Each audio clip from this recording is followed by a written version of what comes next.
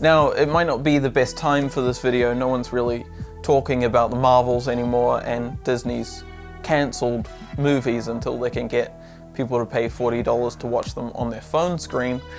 But I was always taught that when somebody's down, it's best to kick them.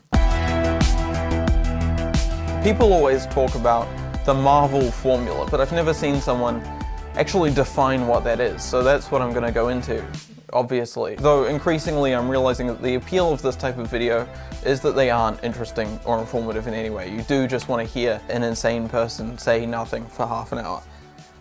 So I'll try and work some of that in. All narrative has a beginning, middle, and end, and 2-hour blockbuster storytelling, you're always going to have a traditional 3-act structure where there's 12 hours and there's only one act, and you've got the act and I've got an axe and I'm coming at you and you've got to stop me before it's too late, but I can't, and you're dead. But we can get more specific than that. Joseph Campbell studied the most successful stories of all time and identified all the common plot points. Now, he was looking at mythology, but in 1977, George Lucas came along and intentionally applied that to Star Wars. And now pretty much all our mainstream movies follow that same structure. There's saving cats and story circles and rising action or whatever the fuck, but it's all the same thing. They're just vague outlines that kind of apply to anything. It's very much astrology for screenwriters. But when we look at Marvel movies, it's pretty clear that they do all follow a consistent structure. So I'm gonna sit down and watch them all, which I have already done. I feel like I'm going to cry. My head hurts so bad. It was going okay until I got to Act 3. But that didn't go great, so I'm gonna do it again.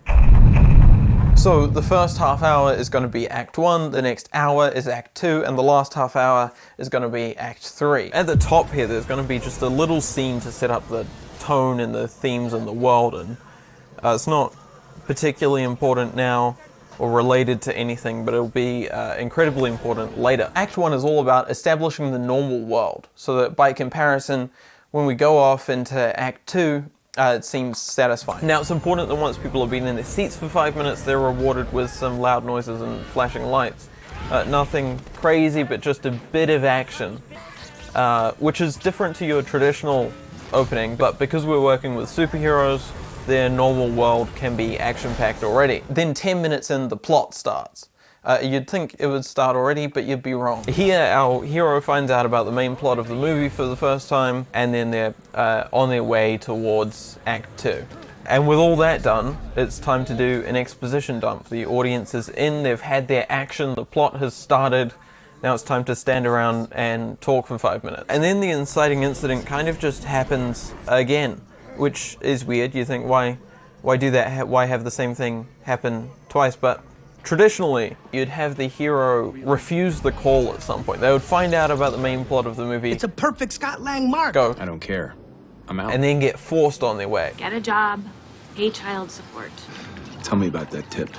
But I think it's a very predictable beat to have, so the Marvels tend to give that one a miss and just go straight into accelerating them on their way. And even though we don't have that refusal, there usually is still a moment where the hero goes, okay, I'll do the main plot now, which leads us into the point of no return. The hero's now on their adventure, into Act 2, never to return the same. And you can tell when this happens because it usually involves being shot into space or jumping into a vehicle or projecting into another realm. They physically are pushed into Act 2. And it's going to overlap with the first big bit of action. This is the bit of action that's in all the trailers. This is where the movie sort of just delivers on what you'd expect. So Act 2 is going to be divided into 4 quarters, with each quarter having its own beginning, middle, and end.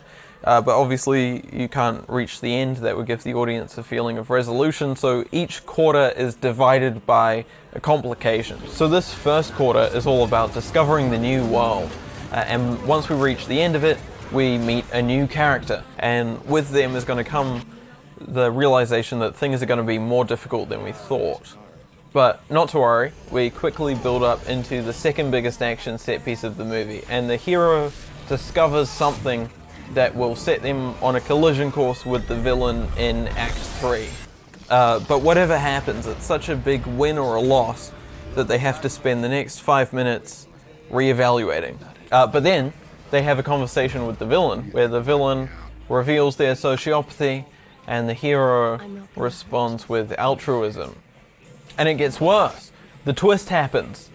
Bloody hell, bloody hell. But it doesn't matter, they charge straight into the end of Act 2 action set piece, which might go well for them, but either way it's going to lead them on a downward spiral towards their lowest moment, where all hope is lost for about 5 minutes. But ultimately it strengthens their resolve, and they decide to go and do Act 3 after all. Now Act 3 is almost always divided up into 2 action set pieces, one large scale one to be loud and exciting, and a smaller scale one to wrap up the story. Throughout both of them, the hero is going to do a lot of losing so that all of the emotional satisfaction can be packed into the very end of the movie. So there's going to be a sudden moment, less than 10 minutes from the end of the movie, where the tides suddenly turn and the hero unexpectedly triumphs.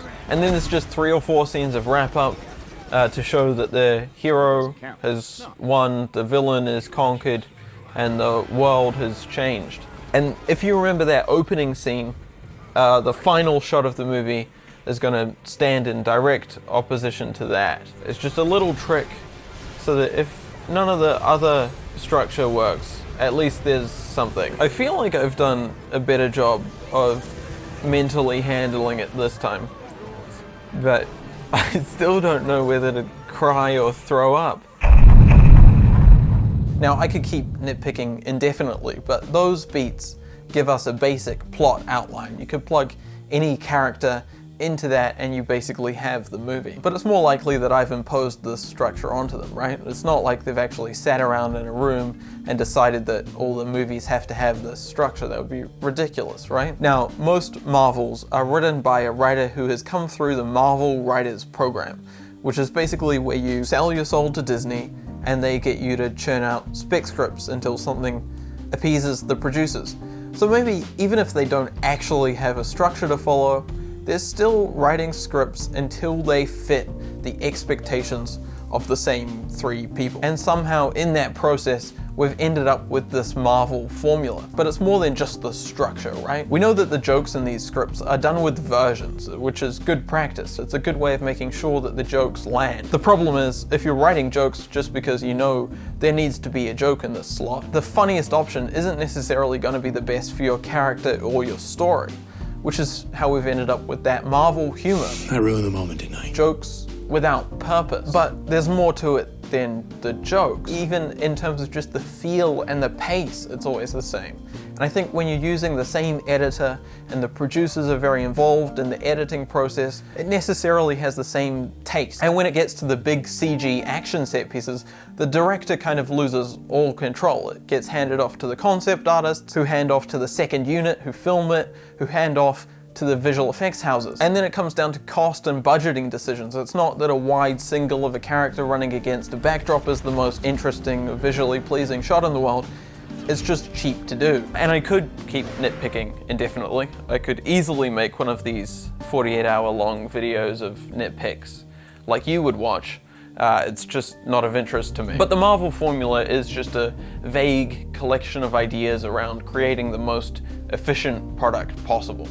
And they're just really good at it. And maybe it's not worth wanting more. There's still pressure on them to evolve the details of it. People push back against the jokes, so they're experimenting with the extremes of that. People took issue with the destruction at the end, so they've taken ironical distance from that. But I think we should still ask for more, even on that base structural level of it.